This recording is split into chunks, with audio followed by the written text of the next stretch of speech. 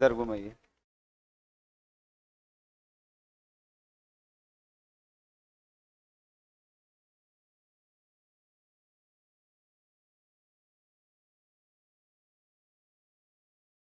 घुमाइए इधर।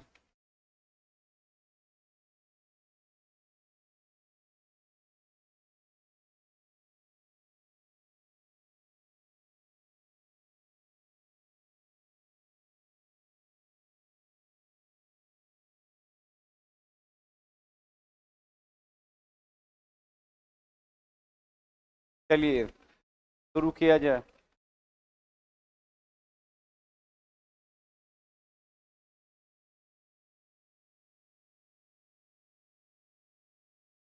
हो जाएगा। कहता है किस वर्ष स्वतंत्रता के बाद भारत में औद्योगिक क्षेत्र में नियोजन किया गया था। देखिए, स्वतंत्रता के बाद भारत में औद्योगिक क्षेत्र के नियोजन के लिए कब किया गया था? 1951। 1900। तो याद रखिएगा, देश जब आजाद हुआ तो देश आजादी के बाद देश के विकास के लिए पंचवर्षीय योजना की शुरुआत की गई। किसकी शुरुआत की गई? इसका मुख्य उद्देश्य था देश के विकास के रास्ते पर ले जाना। तो सबको पता है कि प्रथम पंचवर्षीय योजना कौमी पर। तो प्रथम पंचवर्षीय योजना की अगर बात करेंगे तो प्रथम पंचवर्षीय योजना, इसका कार्यकाल क्या था? 1951 से 56। 51 से 56। और द्वितीय पंचवर्षीय योजना, कौमी पंचवर्षीय योजना। तो द्वितीय पंचवर्षीय योजना की बात करेंगे भाई, तो याद रखिएगा द्वितीय पंचवर्षीय योजना की अगर बात करेंगे, द्वितीय पंचवर्षीय योजना जिसका कार्यकाल 1956 से कितना था? 61। 56 से। और ध्यान रखिएगा, और यही पंचवर्षीय योजना एक लक्ष्य रखा गया देश के विकास को लेकर। देश के क्या लेकर? विकास। तो देश के विकास को लेकर याद रखेंगे पंचवर्षीय योजना। कौन योजना? तो देश के विकास को लेकर जो योजना बनाई गई उस योजना का नाम था पंचवर्षीय योजना, जिसका सफल शुरुआत 1951 से किया गया। कब से किया गया? 1900। कन्फर्म ना? नेक्स्ट बार चलेंगे। गर्मी है तो गर्मी लगेगा, इस बात का ध्यान रखिए। और अगर आपको गर्मी नहीं लग रहा है तो चेक करवाइए बॉडी, कहीं मलेरिया तो नहीं है। बोर्ड को क्या हो गया?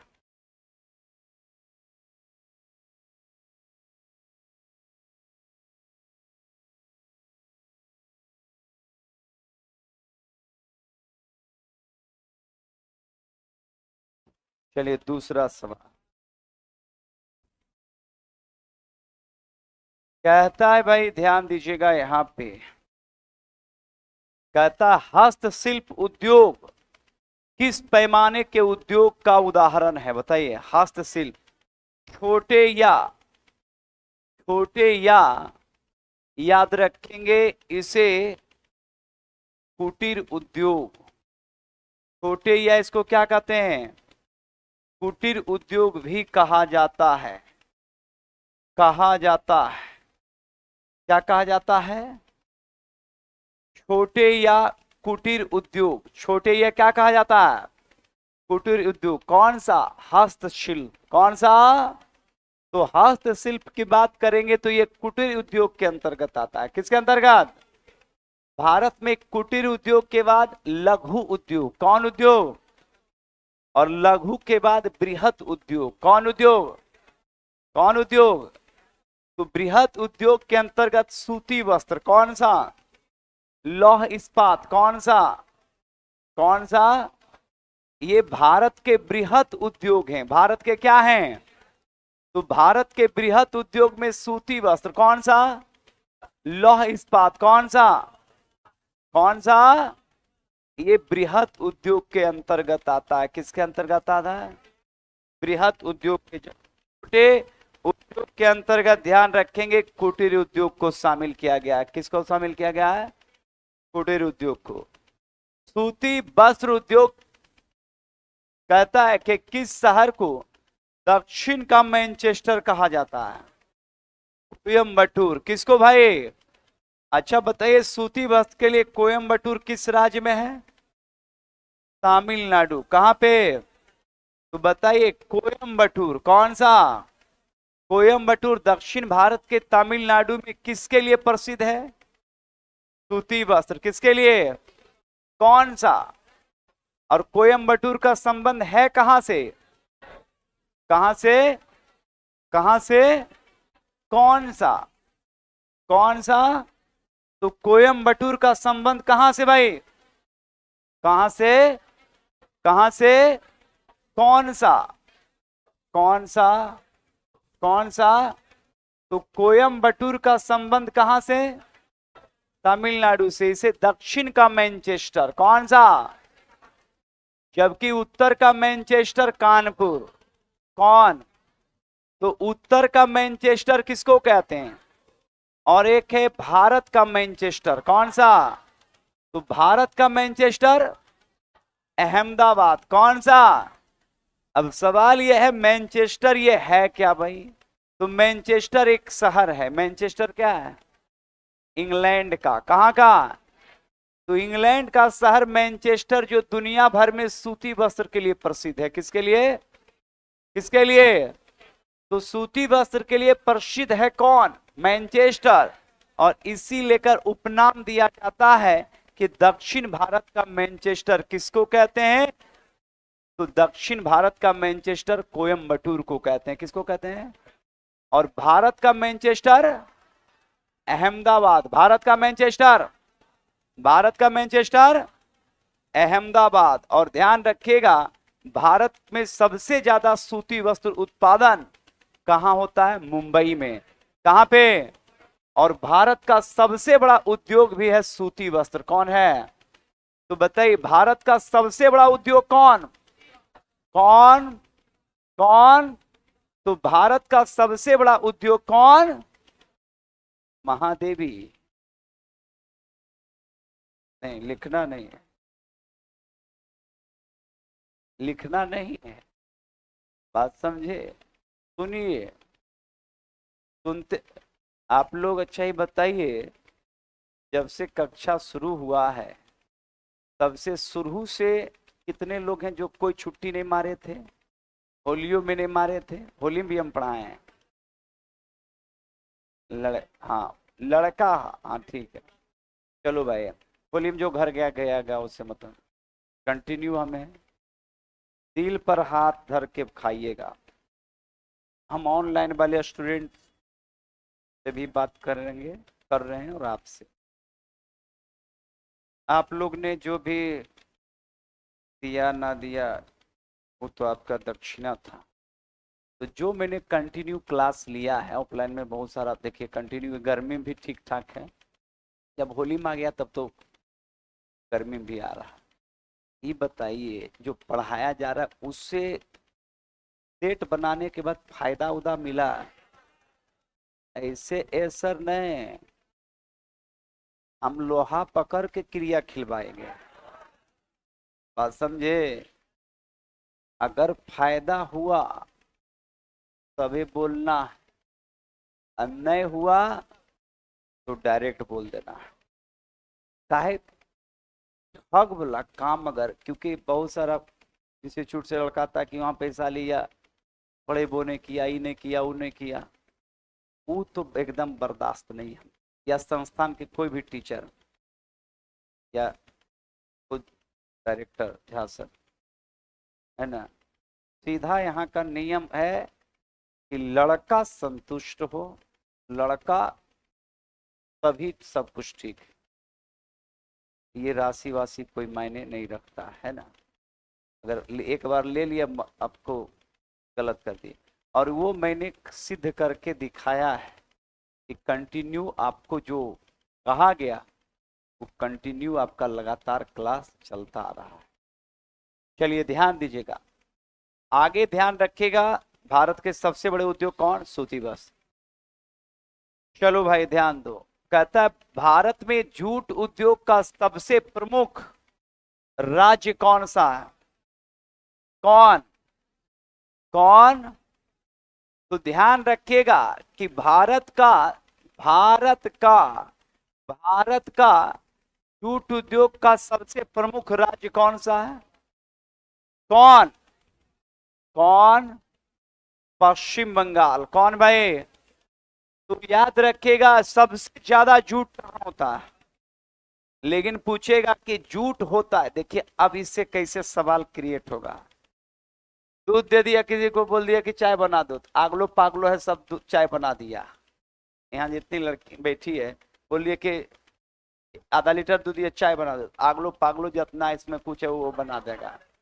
इसमें बोल दिया कि दूध दिए पनीर बनाइए, हमको तो नहीं लगता है दो चार को हो सकता है कि वो पनीर देगा, पनीर छेना तेना बना के छोड़ देगा। है कि नहीं है? क्वेश्चन टफ हो गया कि नहीं? दूध दूध वही मटेरियल दूध है, चाय बनाइए तुरंत बन जाएगा, है ना। और उसी से बोल दिया कि पनीर बनाइए, प्रॉब्लम क्रिएट हो जाएगा। होगा कि नहीं होगा? होगा कि नहीं होगा? बात समझिए, क्रिएट होगा। तो अब देखिए सवाल क्या है, ये सवाल है जूट कहाँ होता है? पश्चिम बंगाल। ये चाय है, सब जानता है कि पश्चिम बंगाल में होता है, रट लिया। लेकिन अब देखिए इसी को अब पनीर में हम तब्दील करेंगे। पूछेगा कि ये जूट उत्पादन होता है, ऑप्शन क्या देगा? जूट उत्पादन होता है। देखिए कितना बारीकी से बीपीएससी चेक करता है कि सही में पढ़ा है कि नहीं पढ़ा है, ये मास्टर लाइफ। सबसे पहले देगा ऊपरी गंगा का मैदान, देखिए कैसे फंसाएगा, ऊपरी गंगा का मैदान। फिर देगा मध्य गंगा का मैदान, मध्य गंगा का मैदान। फिर देगा आपका पूर्वी गंगा मैदान। कौन गंगा मैदान? पूर्वी गंगा का मैदान। और उसके बाद देगा इनमें से सभी, इनमें से सभी, इनमें से कोई नहीं। बात समझे? इनमें से सभी और इनमें से कोई नहीं, कोई नहीं। देखो भाई अब कैसे फंसा। सबसे पहले देखिए गंगा का मैदान, ये गंगा बह के आ रही है उत्तराखंड से। ये गंगा का उत्तराखंड से जब बह के आएगी तो ये उत्तराखंड और पश्चिमी उत्तर प्रदेश वाला एरिया कहलाता है ऊपरी गंगा का मैदान। कौन गंगा का मैदान? कौन गंगा मैदान? एकदम बारीकी से ऊपरी याद रखेंगे गंगा मैदान, ऊपरी गंगा मैदान। और बीच वाला है मध्य गंगा का मैदान। कौन मैदान? मध्य गंगा मैदान में आ जाएगा पूर्वी उत्तर प्रदेश और बिहार का कुछ एरिया, बिहार का लगभग एरिया। और सबसे निचला जो मैदान आएगा वो आएगा बंगाल और बांग्लादेश। बंगाल और, क्योंकि निचला जो सबसे पूर्वी मैदान है, सबसे पूर्वी मैदान है गंगा का, वो उसमें पड़ जाता है बंगाल और बांग्लादेश। बंगाल और, बंगाल और। अब बताइए जूट की जो खेती होती है वो सबसे ज्यादा होता है पश्चिम बंगाल में। कहां पर होता है? और दूसरा है बांग्लादेश। दूसरा कौन? दूसरा कौन? तो बताइए ये ऊपरी गंगा मैदान, मध्य गंगा मैदान, पूर्वी गंगा मैदान, इनमें से सभी मैदान, इनमें से कोई मैदान। कौन मैदान? कौन मैदान? कौन मैदान? इसी में पूछेगा कि बताइए गेहूं की सबसे ज्यादा पैदावार गंगा के मैदान के किस क्षेत्र में? ऊपरी गंगा मैदान। कौन मैदान? कौन मैदान? तो गेहूं की खेती कौन मैदान? ऊपरी गंगा मैदान। कौन मैदान? जबकि जूट की खेती कहां पे? पूर्वी गंगा मैदान। कौन मैदान? कौन? कौन? कंफर्म ना? तो इस तरीके से ध्यान रखिएगा, आपका सवाल यहां से पूछा जाएगा। हाँ लिखना लिखा रहे हैं, कोई नहीं, फिर बोलेंगे, फिर सुनना। स्पेशल नहीं ना हम यहाँ देख बोलेंगे, स्पेशल बोलेंगे सब फिर पूछना शुरू कर देगा। जो बोलते हैं वो सुनना है। फिर बोलेंगे 5 बार बोलेंगे, लेकिन अकेले कोई पूछेगा उसे नहीं बताएंगे, जान। ये भी 5 बार बोलेंगे, अकेले नहीं बोलेंगे, बात समझो। चीनी उद्योग का विकास आधुनिक आधार पर किस राज्य में सबसे पहले हुआ? कहां भाई? कहां पे? बिहार। कहां पे? और वो जिला कौन था? कौन? चंपारण। पश्चिमी। तो पश्चिमी चंपारण में चीनी मिल सबसे पहले स्थापित किया गया। और वर्तमान में सबसे ज्यादा चीनी उद्योग कहां डेवलप है? महाराष्ट्र। सबसे ज्यादा चीनी का उत्पादन फिलहाल कौन कर रहा है? अरे सबसे ज्यादा चीनी का उत्पादन कौन? तो सबसे ज्यादा चीनी का उत्पादन कौन करता है? महाराष्ट्र। कौन करता है? तो सबसे ज्यादा चीनी का उत्पादन कौन? कौन? कौन? तो सबसे ज्यादा चीनी का उत्पादन कौन? कौन? कन्फर्म। तो चीनी का उत्पादन सबसे ज्यादा कौन? कौन? कन्फर्म ना। तो चीनी का उत्पादन सबसे ज्यादा कौन करता है? कौन? कन्फर्म ना। और गन्ना का सबसे ज्यादा उत्पादन कौन? यूपी। कौन? तो गन्ना का उत्पादन सबसे ज्यादा यूपी। गन्ना उत्पादन, गन्ना उत्पादन, गन्ना उत्पादन कन्फर्म, याद रखिएगा। नेक्स्ट सवाल, सीमेंट उद्योग किस क्षेत्र पर आधारित है भाई? निर्माण सामग्री। कौन सामग्री? जितने भी याद रखेंगे इंफ्रास्ट्रक्चर, सड़क, रेल, पुल, मकान, बिल्डिंग, उसमें याद रखेंगे एक बड़े मटेरियल के रूप में कौन लगता है? सीमेंट। बड़े मटेरियल के रूप में कौन? बड़े मटेरियल के रूप में, बड़े मटेरियल के रूप में सीमेंट। क्लियर ना? ध्यान दीजिएगा। सीमेंट के उत्पादन में प्रमुख राज्य है मध्य प्रदेश। कौन भाई? राजस्थान। कौन सा? और आंध्र प्रदेश। कौन सा? किसका उत्पादन प्यारे? तो याद रखेंगे सीमेंट का। किसका? सीमेंट उत्पादन। सीमेंट उत्पादन के प्रमुख राज्य में से मध्य प्रदेश, राजस्थान, आंध्र प्रदेश। मध्य प्रदेश, राजस्थान, आंध्र प्रदेश। मध्य प्रदेश, राजस्थान, आंध्र प्रदेश। मध्य प्रदेश, आंध्र प्रदेश। क्लियर? ध्यान देना है। नेक्स्ट सवाल की ओर चलेंगे। हुगली औद्योगिक प्रदेश केंद्र है भाई किस पर? कोलकाता और हावड़ा। कोलकाता और कौन? कोलकाता और ये केंद्र ज्यादातर याद रखेंगे जूट उद्योग के लिए। किस उद्योग के लिए बताओ? कौन उद्योग के लिए? जूट उद्योग। तो जूट उद्योग सबसे ज्यादा पश्चिम बंगाल। कहां पे? पेट्रोलियम किस प्रकार के प्राथमिक रासायनिक उद्योग का भाग है? बताइए। किसका भाई? किसका? किसका? किसका? तो कहता है प्यारे पेट्रोलियम। कौन सा? पेट्रोलियम किस प्रकार के प्राथमिक रासायनिक उद्योग का भाग है? रासायनिक। किसका? किसका? किसका? कन्फर्म ना? ध्यान देना है। नेक्स्ट सवाल की ओर चलेंगे, ध्यान दीजिएगा। पेट्रोलियम के लिए हमने बात आपसे किया था कि पेट्रोलियम में एक होता है पेट्रोलियम उत्पादक क्षेत्र और दूसरा होता है पेट्रोलियम रिफाइनरी। पेट्रोलियम, पेट्रोलियम, तो एक होता है पेट्रोलियम क्षेत्र और दूसरा होता है पेट्रोलियम रिफाइनरी। अब गौर करेंगे पेट्रोलियम क्षेत्र की अगर बात करेंगे, गौर कीजिएगा, तो पेट्रोलियम, पेट्रोलियम क्षेत्र की बात करेंगे तो सबसे पहला जगह है मुंबई हाई। कौन सा?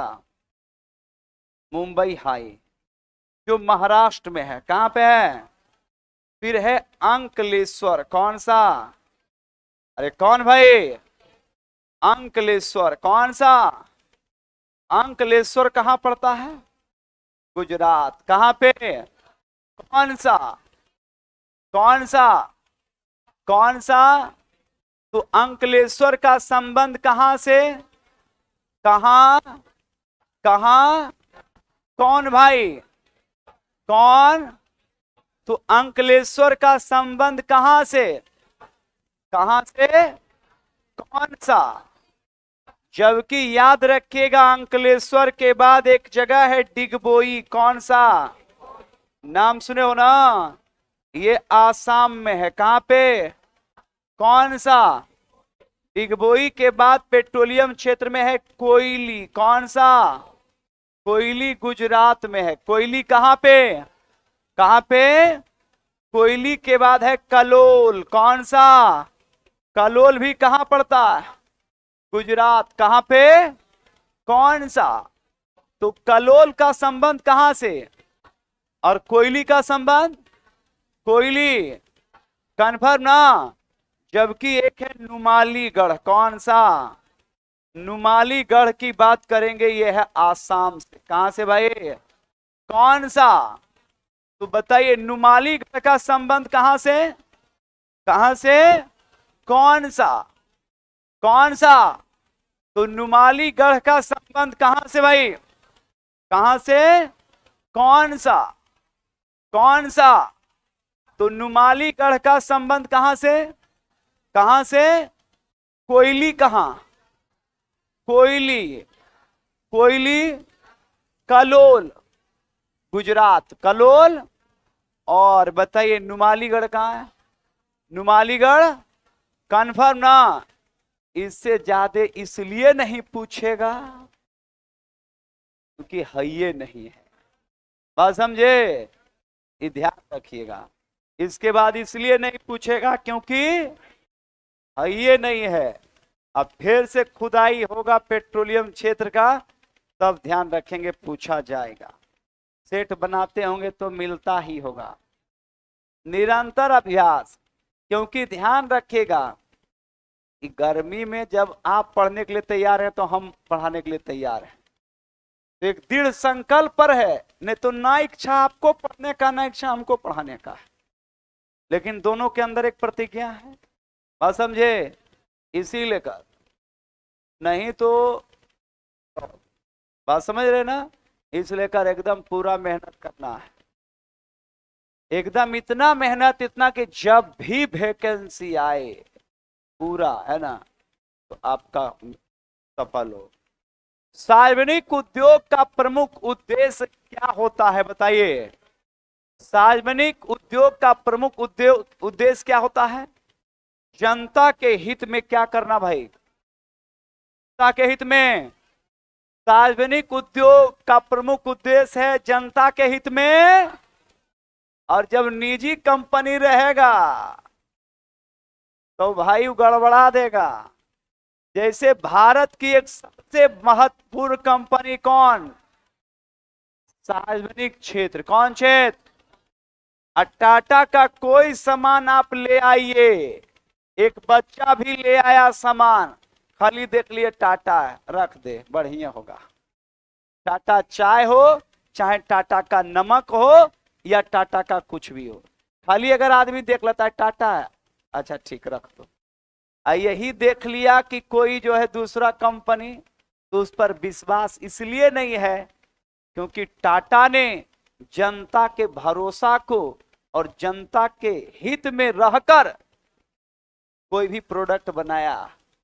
इस लेकर जनता आंख बंद करके टाटा के कोई सामान को यूज करता है। यहां तक कि टाटा, सबसे टाटा नमक भी ध्यान रखेंगे, बड़े पैमाने पर ध्यान रखें, देश लेता है क्योंकि ये सार्वजनिक क्षेत्र की कंपनियां जनता के हितों का क्या करता है? कार्य करता है, जनता के हितों का ख्याल करता है।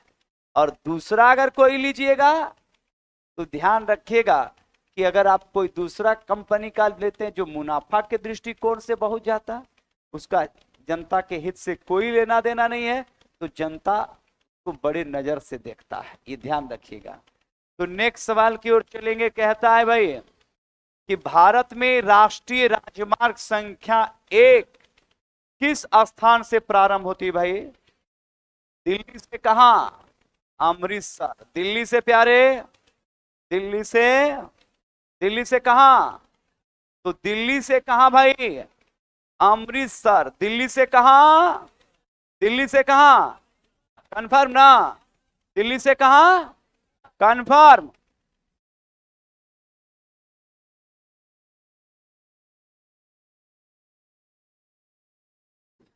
आवाज कहां से जाएगा?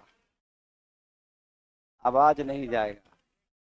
हाँ, ध्यान दीजिएगा। तो ध्यान रखिएगा, राष्ट्रीय राजमार्ग संख्या ध्यान रखिएगा 1। 1950 से 51 ईस्वी में कुल सड़क लंबाई कितनी थी भाई? कितनी? ये क्वेश्चन क्या दिया है भाई?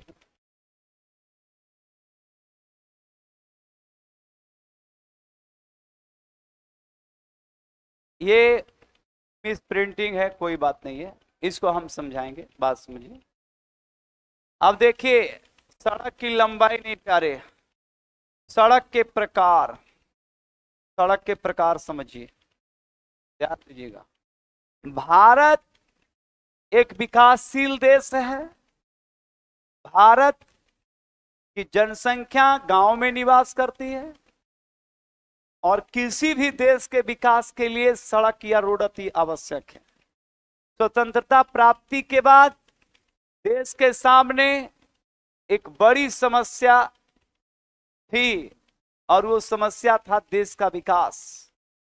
देश का विकास तभी संभव होता जब भारत में सड़कों का जाल बिछेगा और जहां भी सड़क पहुंचता है, रोड पहुंचता है, उस क्षेत्र की आर्थिक स्थिति, सामाजिक स्थिति में बदलाव आता है।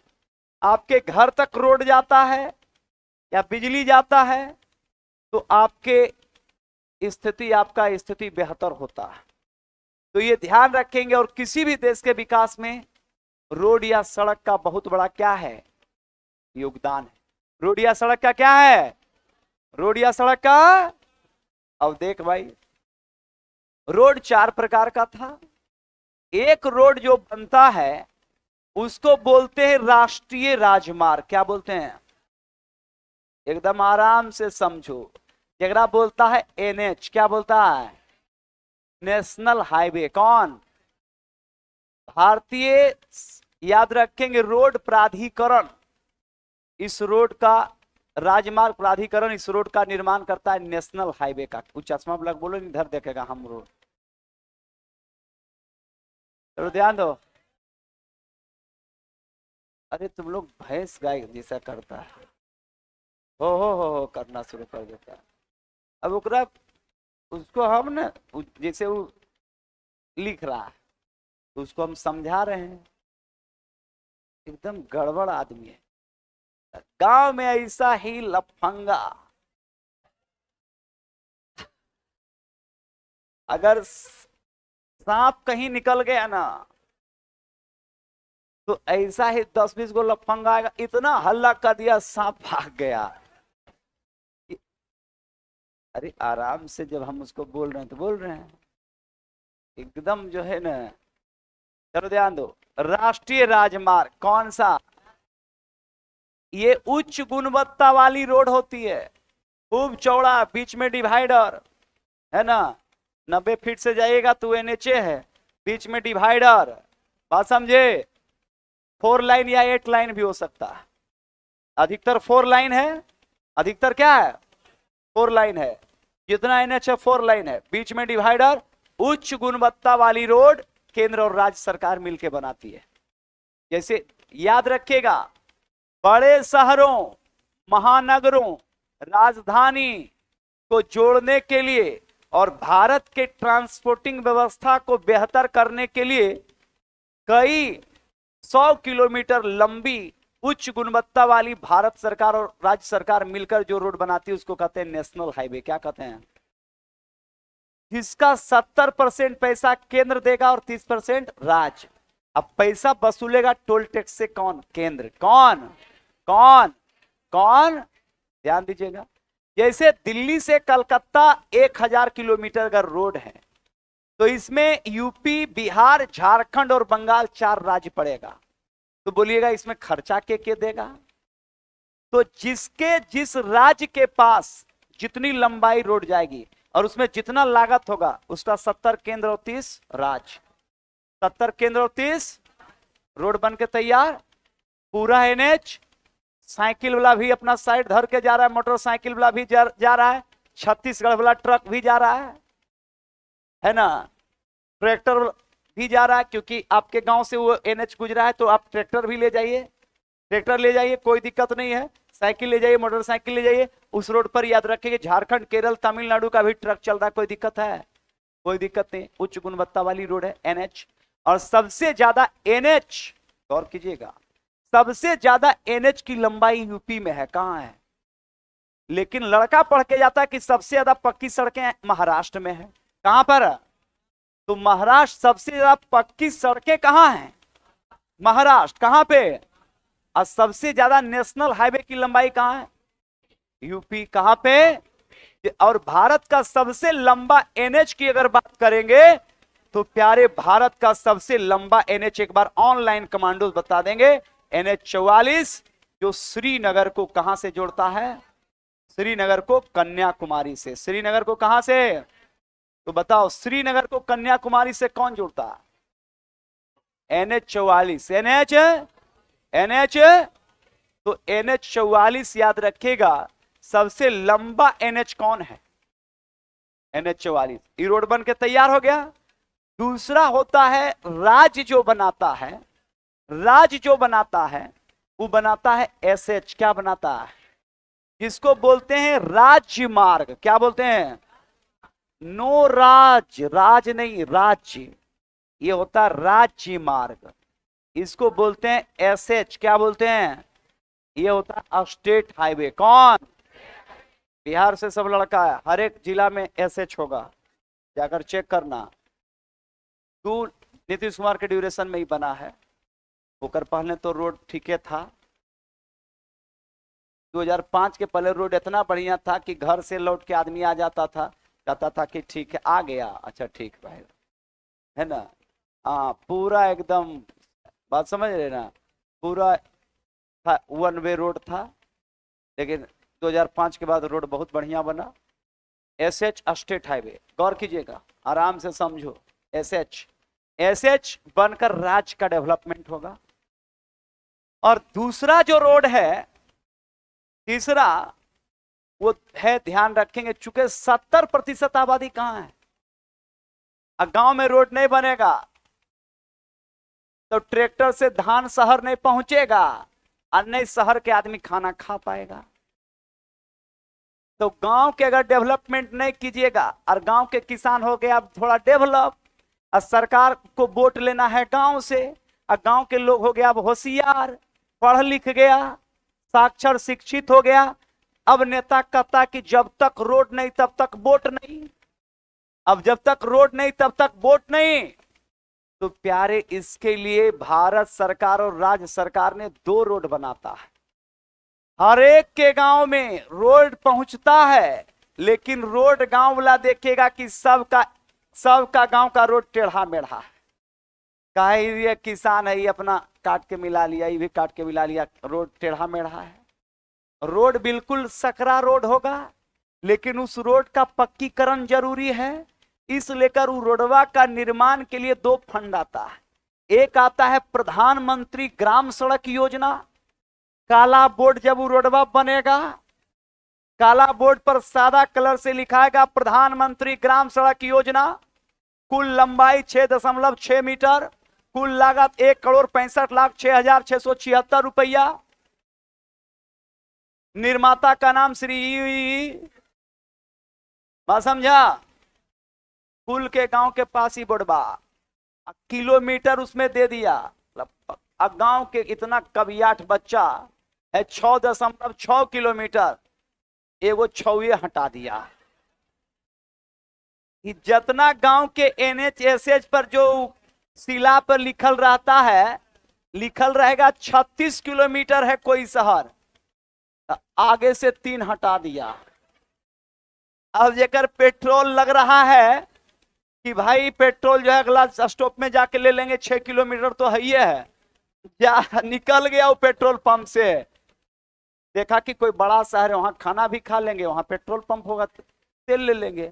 अब इधर कितना हम रुके, ले 36 किलोमीटर है, पीछे में पेट्रोल खत्म हो गया, अब पैदल जा रहा है, गाड़ी वाला रोक रहा, थोड़ा रुकिए, बात समझा, गौर कीजिएगा।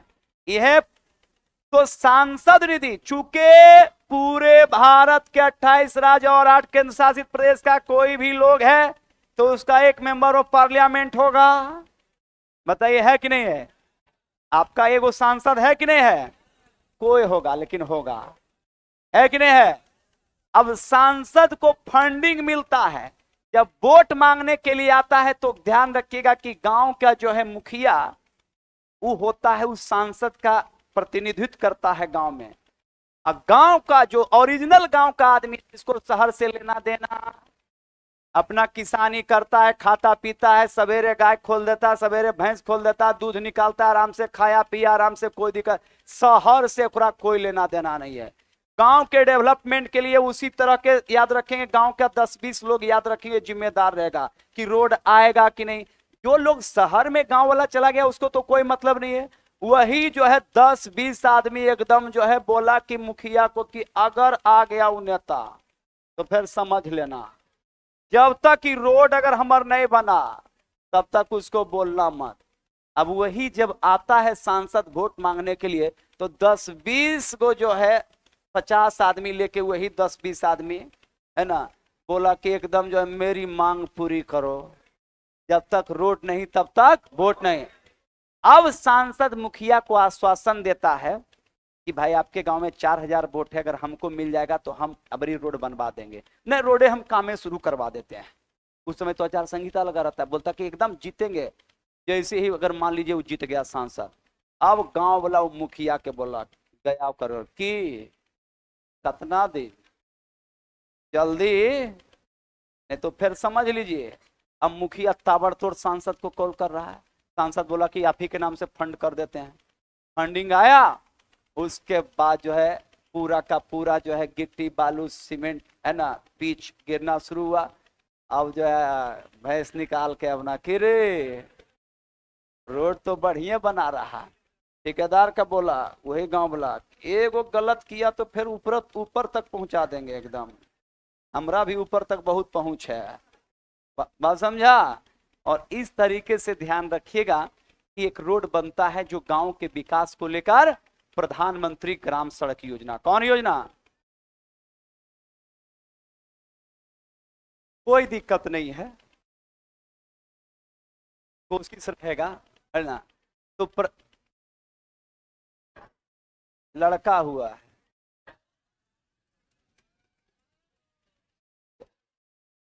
ध्यान दो। अरे भाई सोनू सर को आने में देर होगा, तो वही इंफॉर्मेशन दिए कि उनके पिताजी का चल रहा है थोड़ा सा, तो वही बोले कि जो है आप ही थोड़ा सा, तो यही था की हुआ की हुआ की हुआ। ध्यान से पढ़ो अब ध्यान दो।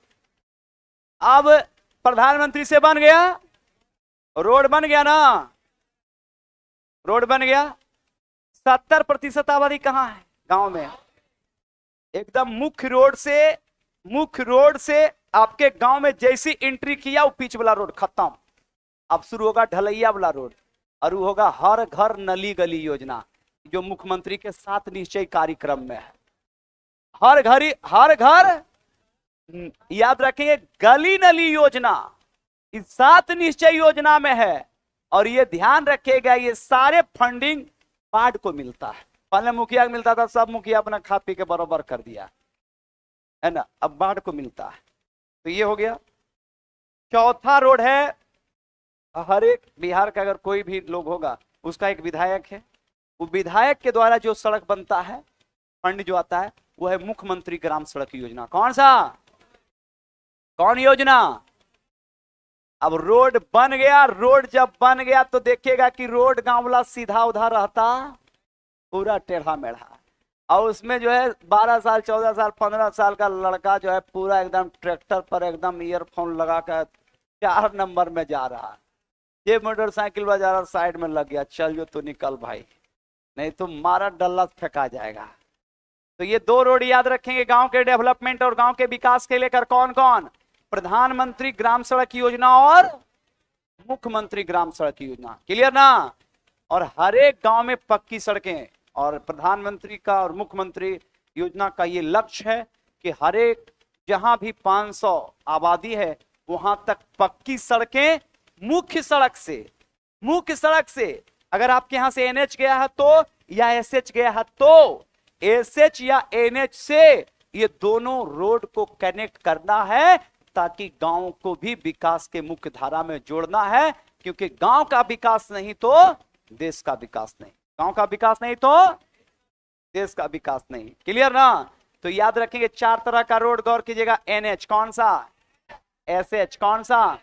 प्रधानमंत्री ग्राम सड़क योजना और मुख्यमंत्री गांव। चूंकि 70% आबादी कहां है, तो गांव को 2 रोड चाहिए कि नहीं चाहिए? अरे 2 चाहिए ना, बहुत चौड़ा नहीं चाहिए। बहुत चौड़ा क्या करेगा? बस तो कभी कभी जाएगा, बस तो बहुत कभी कभी जाएगा। अब तो शादी विवाह में याद रखेंगे, शादी विवाह में छोटा गाड़ी जाता है, नहीं तो गांव का सबसे ध्यान रखेंगे प्रचलित गाड़ी है ट्रैक्टर। तो ट्रैक्टर तो खेतों में जा रहा है, रोडों पर जा रहा है, कहीं कोई दिक्कत नहीं है ना? तो ध्यान रखिएगा। तो 4 प्रकार के रोड याद रखेंगे गांव के विकास को लेकर और शहरों के विकास को लेकर। राज्य राजमार्गों को कहता, राज्य राजमार्गों का काम क्या होता है? विभिन्न जिलों से जोड़ना। विभिन्न जिलों से क्या करना? अब देख भाई, विभिन्न जिलों को, इधर से ये जिला है, ये जिला है, ये जिला है, इस जिला को इस जिला से, इस जिला को इस जिला से, इस जिला को इस जिला से, और सबका कनेक्शन होगा। बिहार की राजधानी कहां से? पटना। बिहार की राजधानी कहां से? और इसको बोलते हैं राज्य राजमार्ग। क्या बोलते हैं? इसी को बोलते हैं एसएच। क्या बोलते हैं? State highway. क्या बोलते हैं? कौन हाईवे? कौन हाईवे? तो स्टेट हाईवे की बात करेंगे, एसएच की बात करेंगे। किसकी बात करेंगे? किसकी बात करेंगे? किसकी बात? किसकी बात? किसकी बात? तो याद रखेंगे राज्य मार्ग का नाम क्या है? एसएच। क्या नाम है? State highway. कौन हाईवे? State highway. और एनएच को नेशनल हाईवे। सड़कों का विकास किन क्षेत्रों में सबसे तेजी से होता है भाई? मैदानी क्षेत्र। कौन क्षेत्र बताओ? अरे कौन क्षेत्र भाई? कौन क्षेत्र? तो मैदानी क्षेत्र में बताइए, रोड बनाना आसान है कि नहीं है? याद रखेंगे पर्वतों और पहाड़ों के अपेक्षा, पर्वतीय राज्यों के अपेक्षा मैदानी इलाकों में रोड बनाना क्या है? आसान। क्या है? आसान। इस लेकर भारत में सबसे ज्यादा नेशनल हाईवे उत्तर प्रदेश में है। कहां है? क्योंकि भारत का सबसे मैदानी इलाका बिहार और यूपी है। बिहार कौन है? बिहार और, तो बिहार और यूपी मैदानी इलाका है कि नहीं है? इस लेकर यहां सघन जनसंख्या भी बसता है, और सघन याद रखेंगे रोड के जाल भी हैं। कहां पे? यूपी और बिहार। यूपी और बिहार। इस लेकर मैदानों में रोड बनाना क्या है? आसान है। भारत में रेल परिवहन का विकास कब से कब माना जाता है? बताओ भाई। 1853 में। 1853 में रेल की शुरुआत लॉर्ड डलहौजी के समय हुआ था। किसके समय हुआ था? तो बताइए, लॉर्ड डलहौजी के समय। किसके समय बताइए? तो भारत में रेल की शुरुआत किसके, कहां, कब हुआ था? 1800 किसके समय? डलहौजी। किसके समय? किसके समय? तो भारत में रेल की शुरुआत किसके समय भाई? डलहौजी। और चला था मुंबई से कहां? तो मुंबई से थाने। मुंबई से कहां? तो मुंबई से थाने। मुंबई से कहां? तो मुंबई से थाने के बीच। मुंबई से कहां? तो बताओ भाई, मुंबई से थाने के बीच। मुंबई से, तो मुंबई से थाने के बीच याद रखेंगे पहली बार रेल की शुरुआत हुई थी 1853।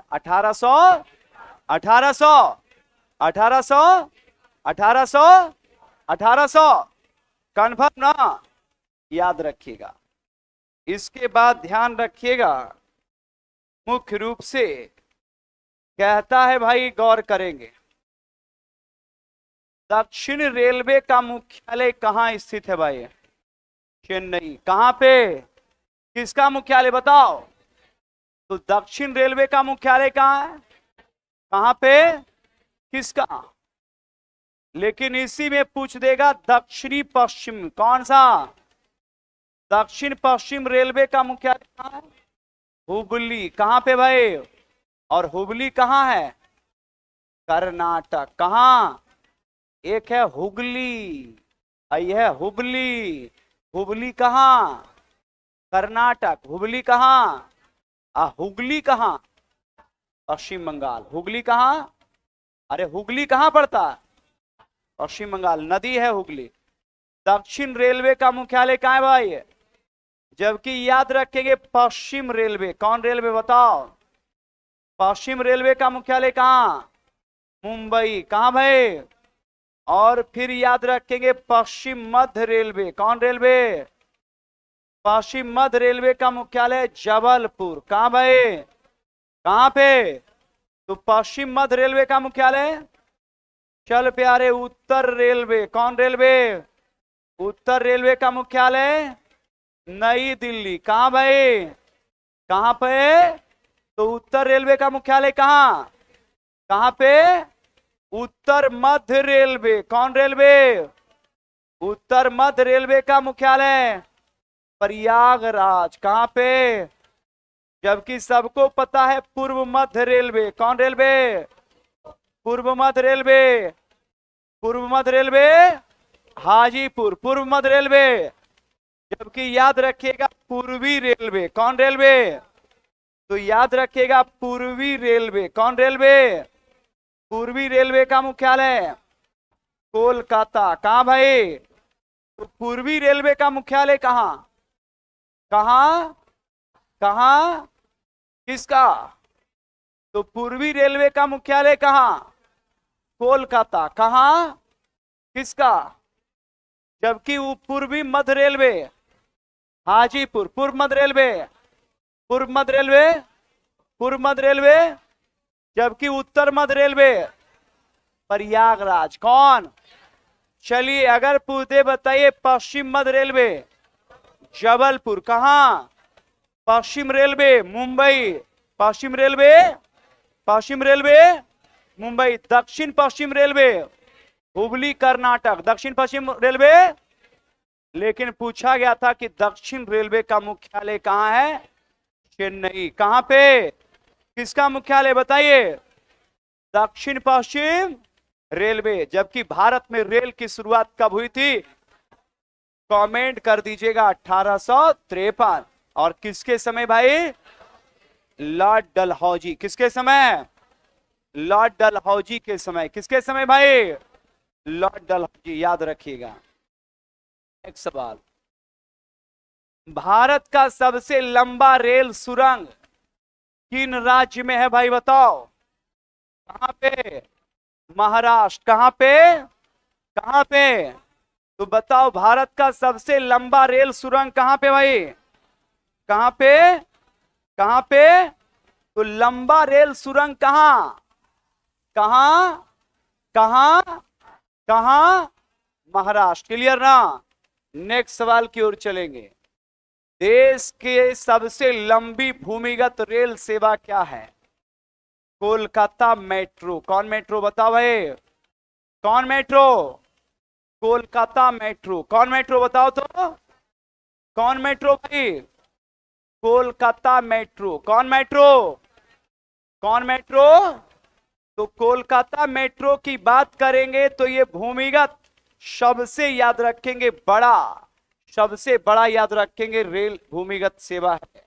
नेक्स्ट सवाल, भारत में वायु यातायात की शुरुआत कब की गई थी? 1911। 1900।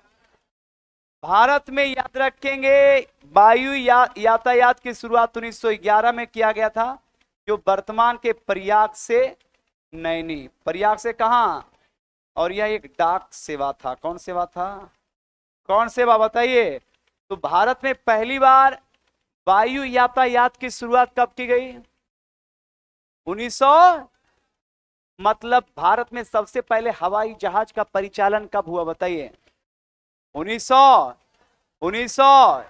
1900। और ये प्रयागराज से कहां? प्रयागराज से। प्रयागराज से। प्रयागराज से कन्फर्म ना? और कौन सेवा? कौन? डाक सेवा। कौन सेवा? कन्फर्म ना?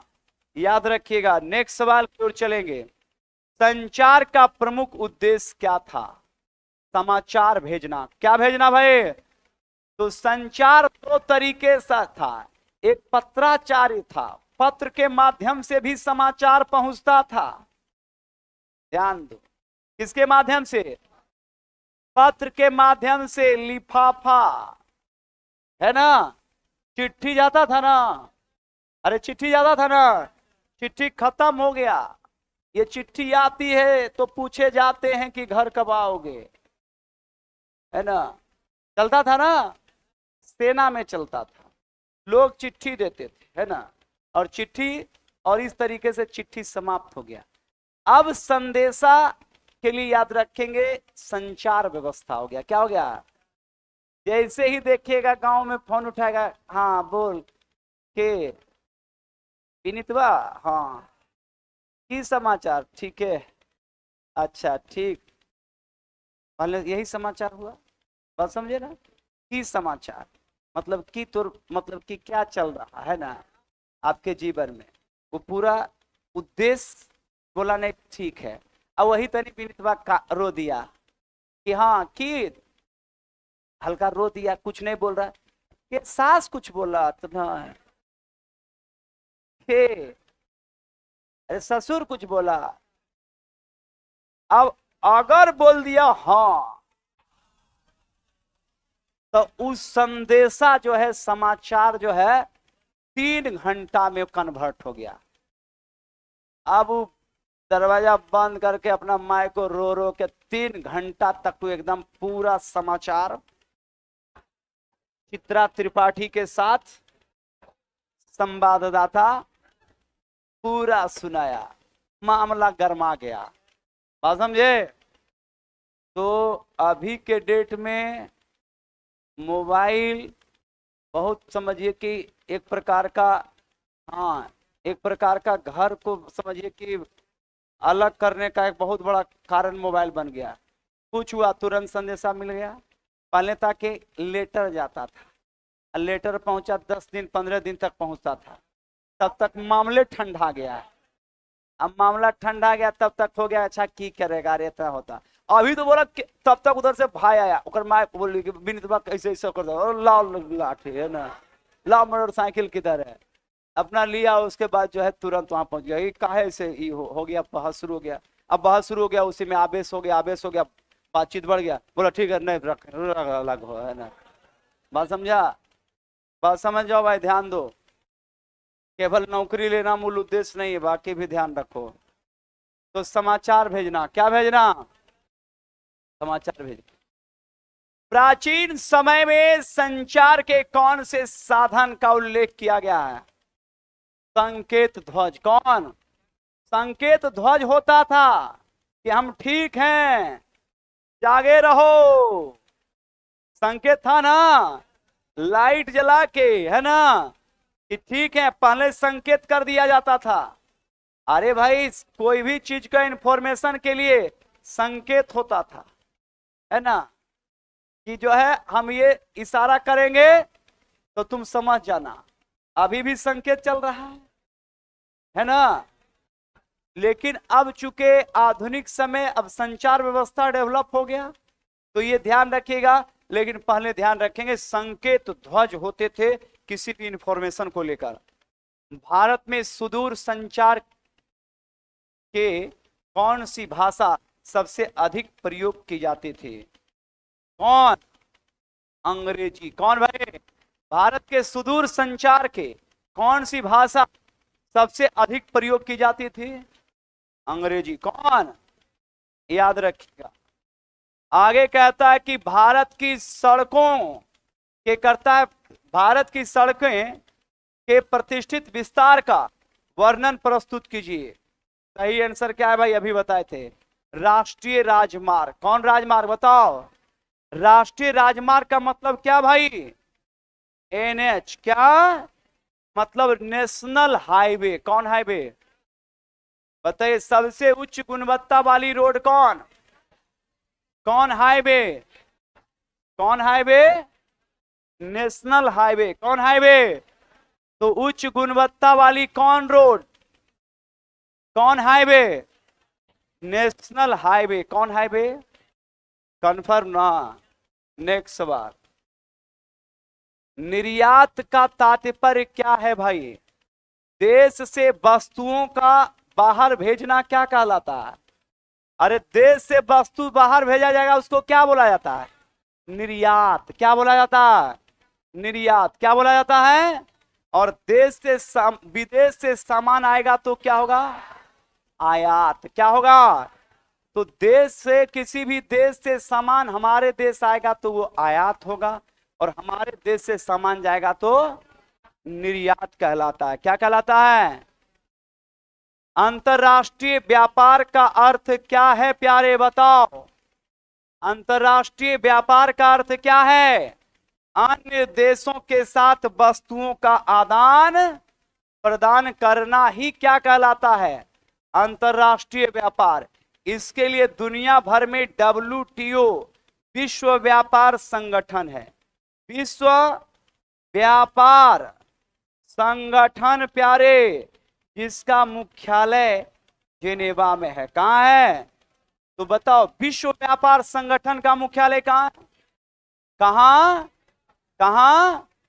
कौन संगठन? तो विश्व व्यापार संगठन का मुख्यालय कहां? कहां? कहां? केकर भाई?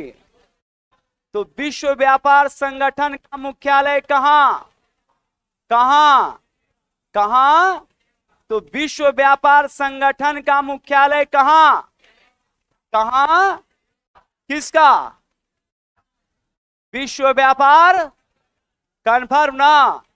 क्लियर? तो आज का सेशन कमांडो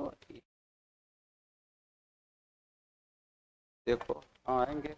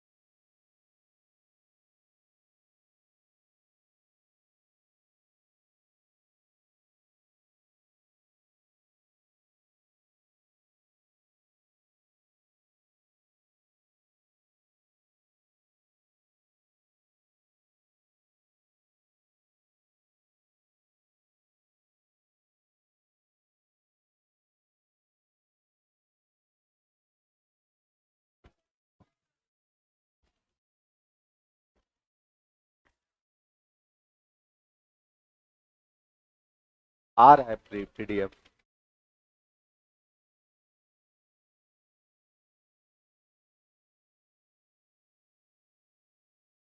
आ रहा है पीडीएफ आ रहा है।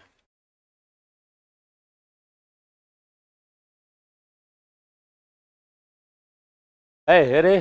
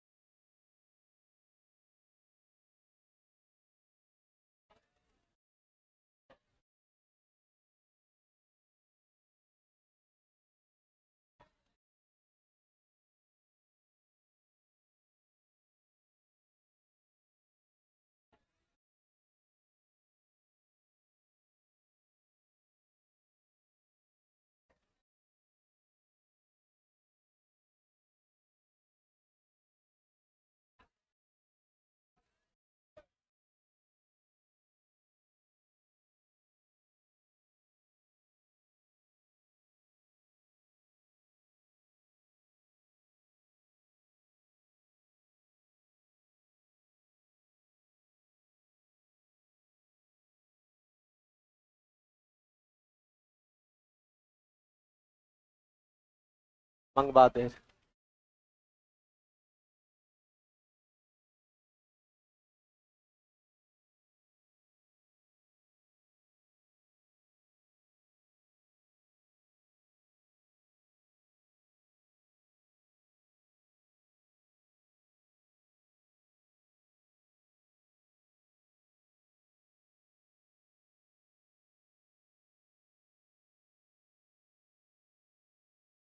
ऑनलाइन भी पीडीएफ करवा दे रहे दोस्त ऑनलाइन वाले।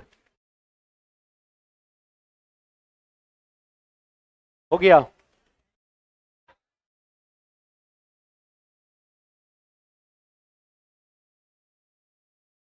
नहीं मिला, मिल जाएगा, धैर्य रखिए। ठीक है।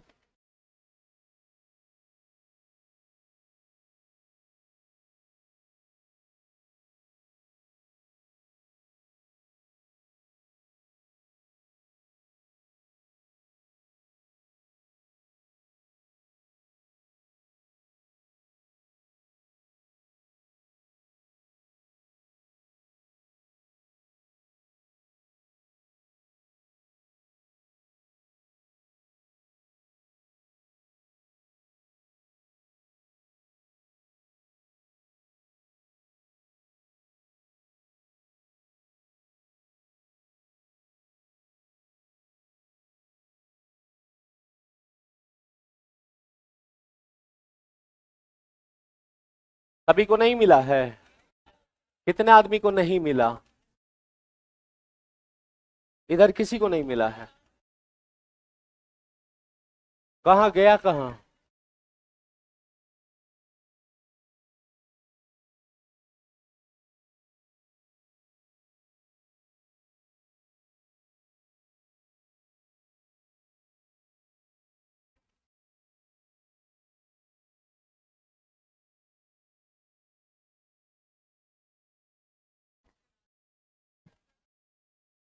कितना निकलवाए थे?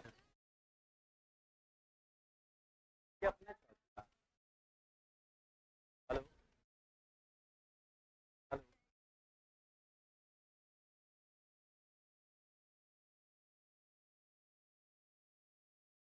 हेलो। मारने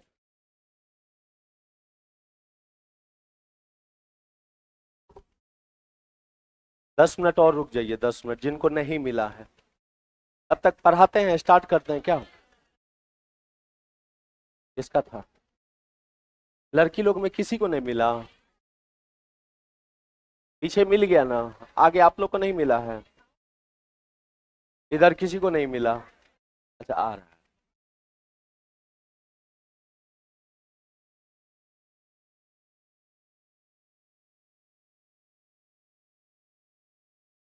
चलिए आगे बढ़े।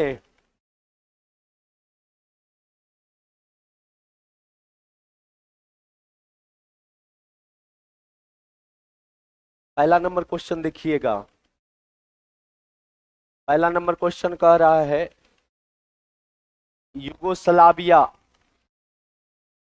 युगोस्लाविया देश का नाम सुने हैं? किस कॉन्टिनेंट में पड़ता है, कोई बताएगा?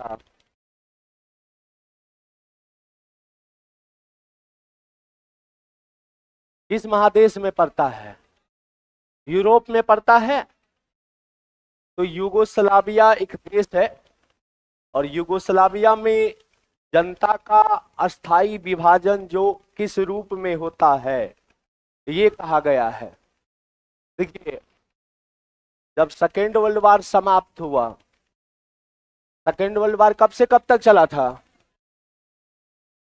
39 से 45 तक चला था। और इसकी शुरुआत जो है वो जर्मनी ने किया। 1 सितंबर 1939 को जर्मनी का अटैक होता है पोलैंड पर। किस पे अटैक होता है? पोलैंड पर। इसकी शुरुआत हुई थी 1 सितंबर 1939। शुरुआत हुआ था, जर्मनी का अटैक हुआ था किस पे? पोलैंड पर।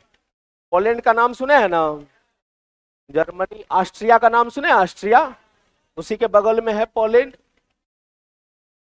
तो ये जो युगोस्लाविया देख रहे हैं आप, कहा जाता है कि जब सेकेंड वर्ल्ड वार की समाप्ति होती है, और सेकेंड वर्ल्ड वार की समाप्ति है, आराम से, हल्ला नहीं,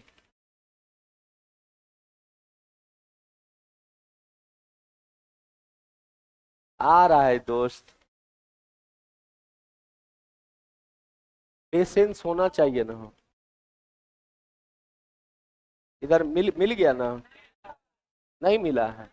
अच्छा आ रहा आ रहा। आज हम पढ़ाएंगे क्या? आज तुम लोग यही करते रहो।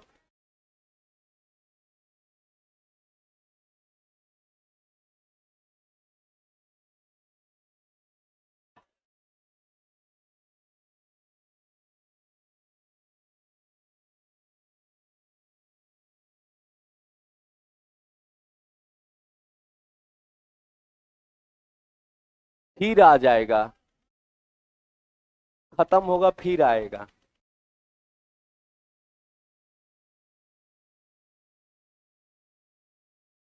किसी को दो मत दीजिएगा, किसी को दो मत दीजिए। अरे दो को कौन लिया है दो?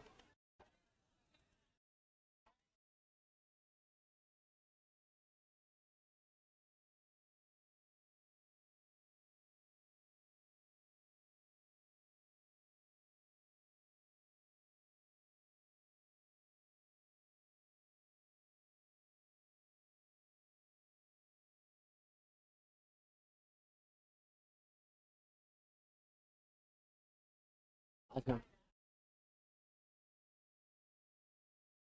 इधर बाबू, ये लोग को तो उधर मिल गया ना, कोई दिक्कत नहीं है। उधर भी छूटा हुआ है क्या कोई?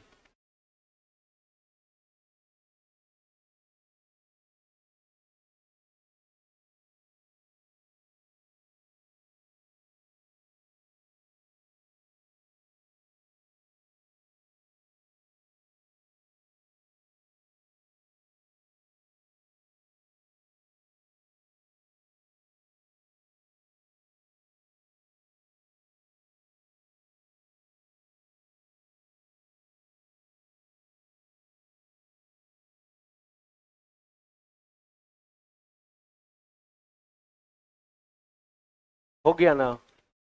अब कोई नहीं छूटा? अब यदि कोई छूटे हैं तो हाथ उठाइएगा। सबको प्रसाद मिल गया ना हो? अब स्टार्ट करें। हम रख के क्या करेंगे इसको? एक्स्ट्रा हो गया। हाँ एक्स्ट्रा मत ले जाओ, यहीं रख दो। चलिए अब आप लोग का हाँ हो तो हाँ करे, कोई दिक्कत नहीं ना? चल अब मत कहना कि भाई साहब प्रसाद और लाओ। चलिए अब क्या दिक्कत हुआ? स्पेस कम है तो कॉपी है ना हो।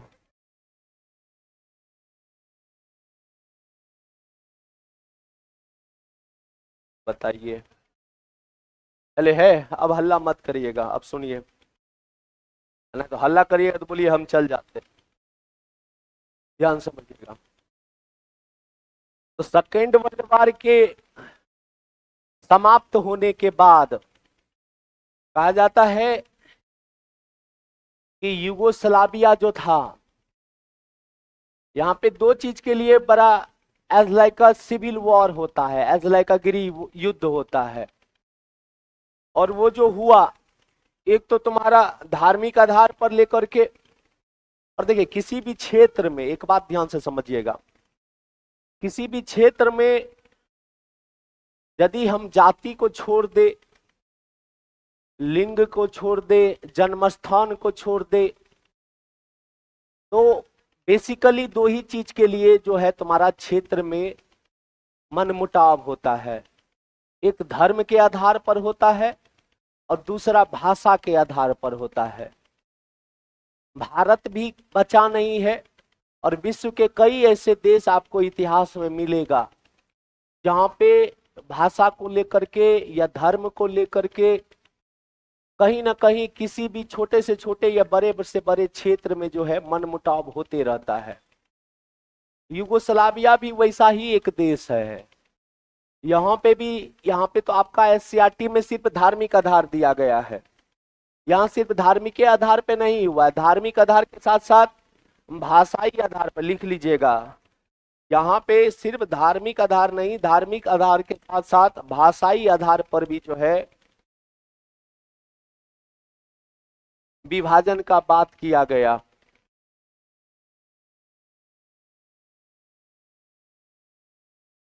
कोई चैप्टर वाइज मिक्सिंग है आपका। देखिए पहला जो सेट मिला था उसमें जो छूट गया था वही क्वेश्चन आपको मिल रहा है, हैं?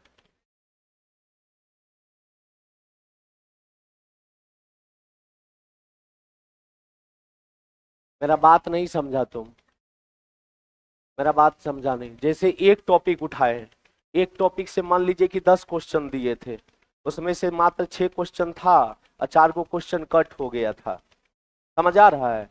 वही 4 को इसमें छाप दिया गया, सारा चैप्टर रहेगा। चलिए इसका लिख लिए, धार्मिक के साथ साथ कौन सा, भाषाई आधार पर। दूसरा, मैसूर एवं मुंबई में हिंसात्मक कार्रवाई का आधार क्या था? तो क्या था तुम्हारा? क्षेत्रीय विभाजन। क्षेत्रीय विभाजन के साथ साथ इसमें भी लिखिएगा भाषाई, इसमें भी लिखिएगा भाषाई।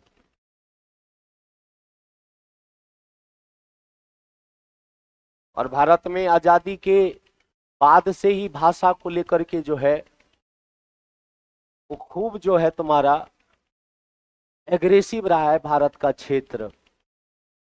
आजाद हम लोग 15 अगस्त 1947 को हुए और 15 अगस्त 1947 को जैसे ही आजाद होते हैं वैसे ही भाषा के आधार पर जो है वो मारपीट या मतभेद जो है, मनमुटाव जो है वो शुरुआत होता है। और यही कारण बना कि मद्रास वाले क्षेत्र से भाषा के आधार पर ही भारत का एक नया राज्य बना था। भारत का पहला भाषा के आधार पर राज्य कौन बना था? आंध्र प्रदेश बना था ना। और आंध्र प्रदेश कब बना? 1953। अब देखिए, और जब एसके धर आयोग बने, धर आयोग का जब स्थापना हुआ था, धर आयोग कब बना था? 1948 में बना था। और एसके धर का वो कहा हुआ बात अब बाद में सच भी हुआ था इस दोनों क्षेत्र में। एसके धर ने कहा कि सिंगल भाषा के आधार पे यदि आप राज्य बनाते हैं तो वहां पे भाषा को लेकर के मनमुटाव होगा ही होगा। और जहां बहुसंख्यक लोग रहेंगे जिस भाषा का, तो अल्पसंख्यक भाषा लोग जो रहेंगे उसका हो सकता है उस क्षेत्र में शोषण किया जाए। अब कई बार सुने होंगे कि महाराष्ट्र में बिहारियों को भगाया जाता है, और उसका मेन कारण एक आप कह सकते हैं, या आजकल न्यूज में आप बहुत देख रहे होंगे कि खास करके हम मराठा का न्यूज देखते हैं, यानी महाराष्ट्र की तरफ का देखते हैं। यदि आप हिंदी में बात कर रहे हैं तो वहां पे उसके साथ हिंसात्मक कार्रवाई भी कर दी जा रही है, यानी भाषा शुरू से ही। और इसीलिए देखिए, जब फजल अली आयोग बना था, फजल अली आयोग कब बना था? 1953 में बना था। और फजल अली आयोग ने कहा कि ठीक है, भाषा के आधार पे यदि आप राज्य बना रहे हैं तो बनाइए, लेकिन एक भाषा एक राज्य यदि मानते हैं, यानी एक राज्य में सिंगल एक भाषा बोली जाए, तब वो बेनिफिशियल नहीं होगा, तब जो है वो तुम्हारा हानिकारक होगा। यानी एक क्षेत्र में यदि आप एक भाषा को लेकर के आ रहे हैं और बहुसंख्यक उस भाषा का लोग है, और यदि कुछ अल्पसंख्यक दूसरे भाषा का लोग इस क्षेत्र में आएगा, तो हो सकता है कि अल्पसंख्यक लोग जो रहेंगे, जो मान लीजिए कि पूरा महाराष्ट्र में मराठा ही रहे और कोई भाषा के लोग ना रहे, और उसमें कुछ यदि मान लीजिए कि हिंदी बोलने वाले चल जाएंगे, कुछ दूसरे स्टेट के लोग चल जाएंगे, तो हो सकता है उसके ऊपर कार्रवाई की जा सके, वहां का लोग जो है वो हिंसात्मक कार्रवाई करेगा। और फजल अली आयोग ने भी ये बात कहा, जेबीपी समिति ने भी ये बात कही थी, एसके धर ने भी ये बात कही थी। और देखिए, जब राज्य बनने की प्रक्रिया की शुरुआत हुआ भी 1956 तक भारत में मात्र 14 राज्य था और 6 केंद्र शासित प्रदेश था। 15वां राज्य गुजरात बना था ना। अब गुजरात कब बना था? 1960 में। कब बना था तुम्हारा? 1960 में। 16वां राज्य कौन बना? नागालैंड। नागालैंड कब बना? कोई बताइएगा अभी क्या बोले? 15वां राज्य कौन था? गुजरात। 15वां कौन था? गुजरात। कब बना ये? 1960। 16वां कौन था? नागालैंड ना। कौन था तुम्हारा? नागालैंड। और नागालैंड बोलेगा तो कब बना था? क्या बोलिएगा? 1963। 17वां बोलिएगा तो क्या बोलिएगा? 17। हरियाणा ना। 17 तुम्हारा हरियाणा। ये कब बना था? 1966। 18वां बोलेगा तो क्या बोलिएगा? अरे याद नहीं है ये सब चीज? नहीं याद है तो आप लोग क्या टीचर बनिएगा? आपको अपने पूरा देश के बारे में बता नहीं है। 18वां हिमाचल प्रदेश ना। कौन बना था तुम्हारा? हिमाचल प्रदेश। कब बना? 1900। हम आपसे पूछे कि गोवा कब बना तो क्या बोलिएगा? 1987 ना। आपसे पूछेगा कि छत्तीसगढ़ कब बना तो क्या बोलिएगा? 2000 ईस्वी में। छत्तीसगढ़, उत्तराखंड, उत्तराखंड, झारखंड, झारखंड, तेलंगाना। 2000 सिक्किम। 1975 सिक्किम। सिक्किम भारत का क्या राज्य था? 22वां राज्य था ना। सिक्किम क्या राज्य था? 22वां। ये सब याद रहना चाहिए, नहीं है तो दिक्कत है। एक बार हमको बताइएगा कि आपसे यदि हम पूछे कि 1 नवंबर 1956 तक भारत में राज्यों की संख्या कुल कितनी थी तो क्या बोलिएगा? 14। कितनी थी तुम्हारा? 14। 15वां राज्य क्या बोलिएगा? गुजरात। क्या बोलिएगा? गुजरात। कब बना? क्या बोलिएगा? 1960। कब बना? 1900। 16वां बोलेगा तो 16वां नागालैंड। कब बना? 1963। 17वां बोलेगा तो 17वां हरियाणा ना। कब बना? 1918वां बोलेगा तो 18वां है हिमाचल प्रदेश ना। और हिमाचल प्रदेश कब बना? 1971। अब सोचिए कि यदि एक भाषा के आधार पर एक राज्य को बना दिया जाए और पूरा का पूरा वही भाषा का लोग वहां पे रहेगा, तो अन्य भाषा बोलने वाले लोग को वहां पे रहने पे दिक्कत होगी कि नहीं होगी? और दिक्कत होगी तो इसका मतलब ये हुआ कि वहां पे हो सकता है हिंसात्मक कार्रवाई की जाए भाषा के आधार पर। तो सिर्फ आप ये नहीं कह सकते हैं कि भाई साहब सिर्फ धर्म ही आधार रहता है, और क्षेत्रीय आधार तो बना ही बना, उसके साथ साथ भाषाई आधार भी तुम्हारा मैसूर और मुंबई में देखने को मिलेगा। तो यहाँ पे यही बात कही गई थी कि मुंबई और मैसूर में जो है आपका जो हिंसात्मक कार्रवाई का जो उदाहरण था वो उदाहरण कौन सा विभाजन था? क्षेत्रीय विभाजन, और उसके साथ साथ कौन कौन सा? भाषाई विभाजन। आप आगे देखिए, कह रहा है कि स्वचिंतन का महत्व किस उद्देश्य से है? राष्ट्रीय एकता से। किससे है? राष्ट्रीय एकता से।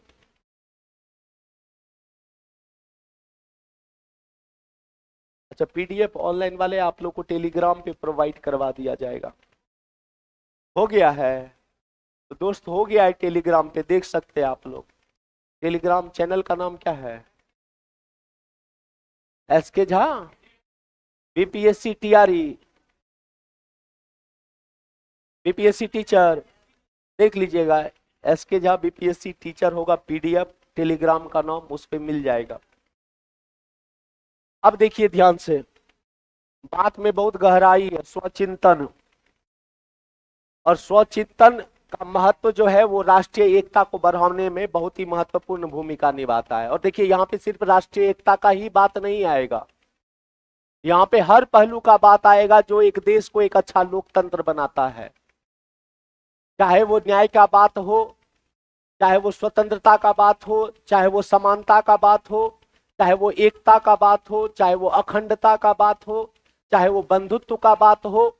और जितना हम शब्द अभी आप लोगों को बताए हैं, ये संविधान के उद्देशिका में है, प्रस्तावना में है। और भाई साहब, संविधान के प्रस्तावना में पहले बंधुत्व का बात करता है और कहा कि यदि भाईचारा होगा, बंधुत्व का मतलब क्या होता है? भाईचारा।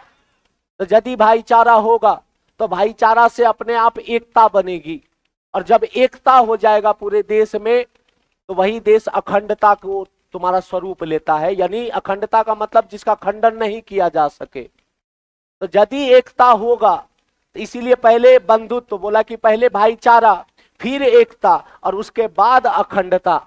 तीनों एक दूसरे का पूरक रूप है। और यहीं पे यदि भाईचारा है, आप लोग बहुत ज्यादा संख्या में है, और यदि आप लोग में भाईचारा है तो भाईचारा से ही तो एकता बना। और जब एक हो जाएंगे तो आपको लगता है कि आपको कोई तोड़ सकता है? नहीं तोड़ सकता है। तो वो होगा किससे? वो स्वचिंतन से होगा।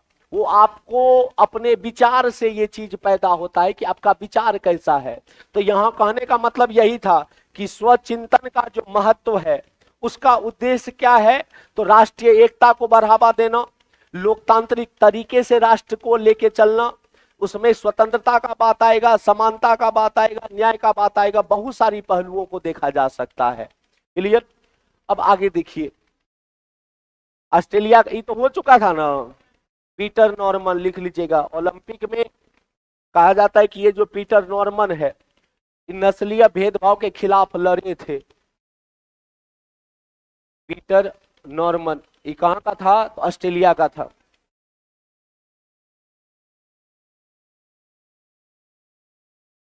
ठीक है, आगे देखिए, भारत में सामाजिक विभाजन का क्या आधार है? बहुत सारा आधार है। भाषा है, संस्कृति है, धर्म है, जाति है, लिंग है और आदि। भारत में जो सामाजिक विभाजन का आधार है वो एक दो नहीं है, बहुत सारा है। और भारत जैसे देशों को विविधता में एकता वाला देश कहा जाता है।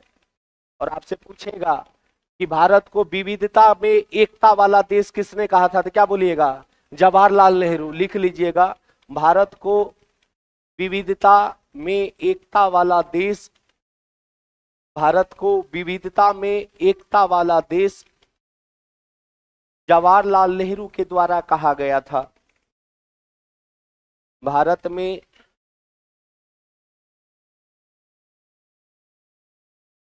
या भारत को विविधता में एकता वाला देश जवाहरलाल नेहरू के द्वारा कहा गया था।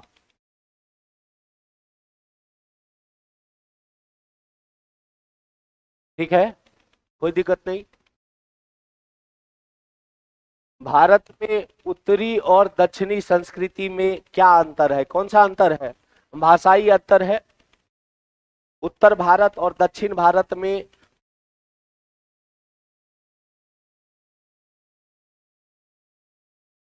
उत्तर भारत में और दक्षिण भारत में जो सबसे बड़ा अंतर है वो भाषा के आधार है।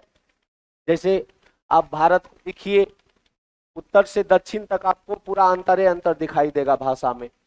और खास करके जैसे ही आप विंध्याचल पर्वत के नीचे आते हैं, विंध्याचल पर्वत का नाम सुने हैं ना, विंध्याचल के नीचे सतपुरा है, और जब उसके नीचे आइएगा आप तो आपको खूब सारा भाषा का आधार आपको मिलेगा।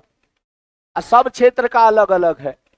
कर्नाटक में आपको कन्नड़ देखने को मिलेगा, महाराष्ट्र में आपको मराठा देखने को मिलेगा, बीच में वो गोवा पड़ता है ना, गोवा में या तो आपको इंग्लिश बोलेगा ना, तो वहां का एक लोकल लैंग्वेज है जिसको कोंकणी कहते हैं। क्या कहते हैं?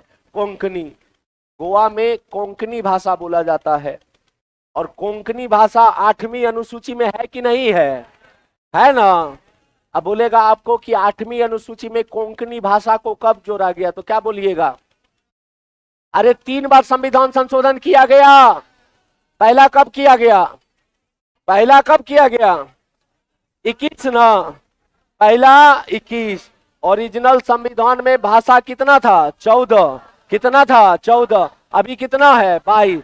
अभी कितना है? 22। मतलब 8 को ऐड हुआ ना। पहला संविधान संशोधन 21, दोसर 71, दोसर 71, तेसर 92, तेसर 92। 21 वाला कब किया गया था? 1967। 71 वाला 1992, और 92 वाला 2003। 2003। 21 वाला में एगो भाषा ना, काय गो भाषा? एगो। कौन सा? कौन सा? कौन सा? सिंधी ना। 71 में काय गो? काय गो? 71 में काय गो? 3 गो ना। पहला पहला नेपाली, दूसरा दूसरा मणिपुरी, तीसरा तीसरा कोंकणी। तो 3 को यहाँ पे जोड़ा गया, और इसमें 2003 में 4। अब बोलेगा पहला बोडो ना, दूसरा डोगरी, दूसरा डोगरी, तीसरा चौथा संथाली, चौथा संथाल, चौथा संथाल। तो कोंकणी कब जोड़ा गया था? 71वां ना। बिहार का एकमात्र भाषा कौन सा? मैथिली। कौन सा? मैथिली। कब जोड़ा गया? कब जोड़ा गया? किस साल? 2003। 2003। तो भाई साहब पूरे भारत को आप देखिएगा तो पूरे भारत में आपको विभिन्न विभिन्न प्रकार के भाषा देखने को मिलेगा, खास करके दक्षिण भारत में। उत्तर भारत में सबसे ज्यादा हिंदी बोली जाती है, और दक्षिण भारत जैसे ही आइएगा सबका अलग अलग हो जाएगा। केरला वाला मलयालम बोलेगा, भाई साहब तमिलनाडु वाला जो है तमिल बोलेगा, इधर आंध्र प्रदेश वाला तेलुगु बोलेगा, तेलंगाना में भी तेलुगु आपको देखने को मिलेगा, और इधर चल जाइए कर्नाटक तो कन्नड़ मिलेगा। तो भाई साहब सबसे ज्यादा जो भाषा का डाइवर्सिटी है, वो भाषा का डाइवर्सिटी आपको दक्षिण भारत में देखने को मिलेगा। हालांकि उत्तर भारत में भी देखने को मिलेगा, लेकिन उत्तर भारत में एक यूनिक जो लैंग्वेज है वो हिंदी है। चाहे वो मैथिली वाला बिहार को ले लीजिए, चाहे वो मैथिली वाला क्षेत्र हो, चाहे वो मगही वाला क्षेत्र हो, चाहे वो भोजपुर वाला क्षेत्र हो, सब अपना अपना लोकल लैंग्वेज तो बोलता ही है, लेकिन एगो भाषा जो सबको जोड़ के रखता है वो कौन सा भाषा है? हिंदी भाषा है तुम्हारा। लेकिन आप दक्षिण भारत में जाइएगा तो ऐसा सीन देखने को नहीं मिलेगा। वहां सब अपने अपने भाषा को जो है तुम्हारा बढ़ावा देता है, और आप अधिकतर कोशिश करेगा कि अपना भाषा में बात करे तुम्हारा। तो उत्तर भारत को और दक्षिण भारत में जो सबसे बड़ा अंतर है, कौन सा अंतर है? भाषाई अंतर। कौन सा अंतर? भाषाई। चलिए 7 नंबर देखिए, जाति और नस्ल के भेदभाव का उदाहरण कहां देखने को मिलता है? कहां पे? उत्तर अमेरिका। लिख लीजिएगा, अफ्रीकी अमेरिकन के साथ भेदभाव। अफ्रीकी अमेरिकन के साथ भेदभाव। अफ्रीकी अमेरिकन के साथ भेदभाव।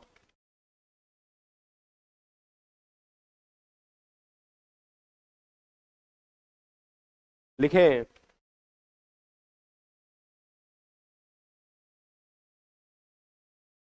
जो अमेरिका देखिएगा, अमेरिका में भी जाति पात को लेकर लड़ाई होता है।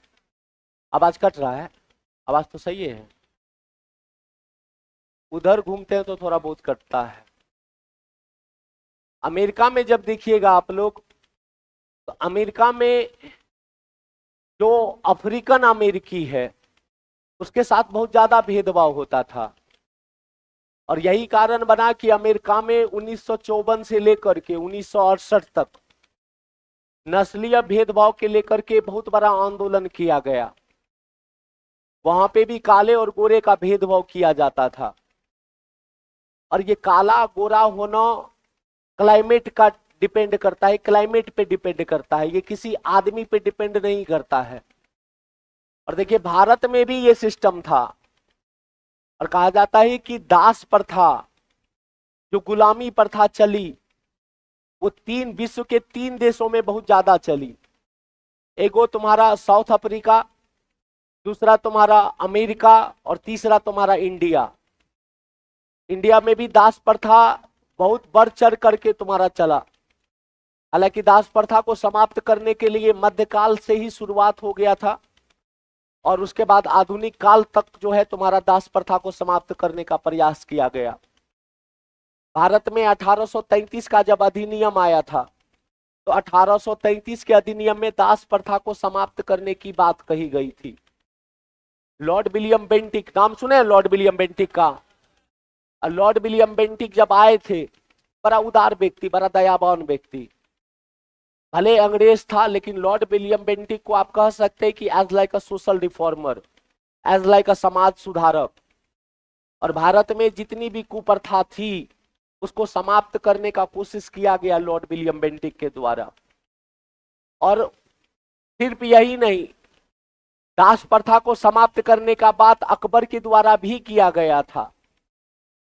तो भारत ही नहीं, अमेरिका भी जो है तुम्हारा, और कहा जाता है कि जो अमेरिका में जो दास प्रथा की शुरुआत हुई थी वो किसके द्वारा करवाया जा रहा था? तो जो अफ्रीकन अमेरिकन होता था, जो देखने में बहुत काले होते थे, उसको जो है एज लाइक अ स्लेव के रूप में, एज लाइक अ गुलाम के रूप में रखता था वो लोग। और घटिया से घटिया काम करवाया जाता था उन लोगों के खिलाफ। उस सबको वोट देने का अधिकार नहीं था। उस सबके लिए एक अलग कानून बना हुआ था। लेकिन बाद में कहा जाता है कि वहां पे भी अधिनियम बना और नस्लीय भेदभाव को समाप्त करने की बात कही गई। तो अमेरिका में जो नस्लीय भेदभाव आंदोलन चला था वो 1954 से 68 तक चला था। लिख लीजिएगा ये बात। अमेरिका में नस्लीय भेदभाव के खिलाफ, अमेरिका में नस्लीय भेदभाव के खिलाफ, अमेरिका में नस्लीय भेदभाव के खिलाफ 1954 से 1968 तक, 1954 से 1968 तक,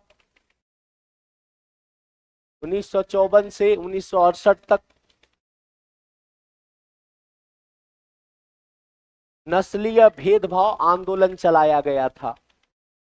नस्लीय भेदभाव आंदोलन चलाया गया था।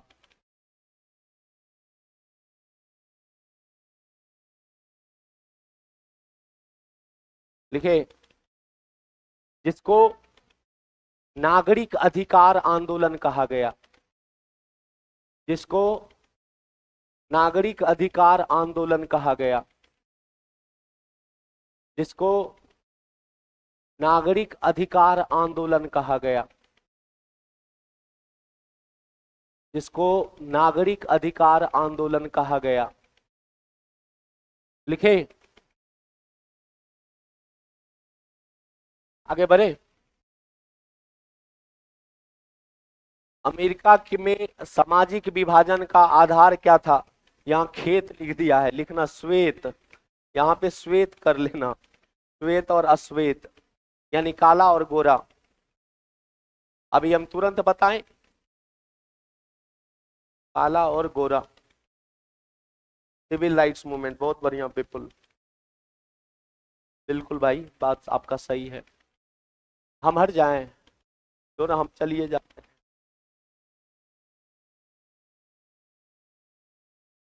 चाय अच्छा पी लेते हैं।